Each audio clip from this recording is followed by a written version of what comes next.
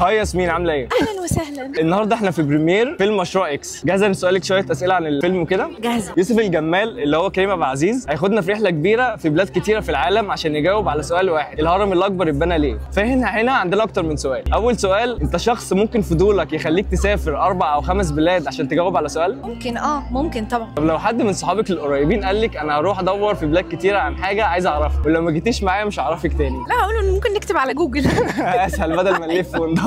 طب بمناسبه المغامرات، واحنا صغيرين كنا دايما نطلع مغامرات استكشافيه للحتت المهجوره. احكي لنا بقى على مغامره عملتيها مع اصحابك وانت صغيره. لا، انا كنت بلعب سباحه طول الوقت، مفيش اي مغامرات. مفيش اي مغامرات؟ لا. قولي لنا حاجه بتشوفي انها بتميز بيتر ميمي. بيتر ميمي مخرج عنده امكانيات عالميه فعلا. انا اتشرفت جدا ان هو مخرج العمل ده، وفعلا لما تشوفوا الفيلم هتفهموا انا بقول لكم ايه. انا فخوره جدا بيه، فعلا انا فخوره جدا ان بيتر مصري. هو اصلا دكتور اطفال بالمناسبه. أيوة. مظبوط فعلا. لا، انا متشرفه جدا ان انا جزء من الفيلم ده. تجربتك مع الفنان كريم عبد العزيز كانت عامله ازاي؟ كريم عبد العزيز انسان جميل ونجم، فعلا نجم حقيقي، نجم في تصرفاته، في افلامه، في شخصيته، في تعامله مع الناس. انسان جميل جدا وانا اتعلمت منه كتير جدا. واحنا كده خلصنا خلاص. شكرا.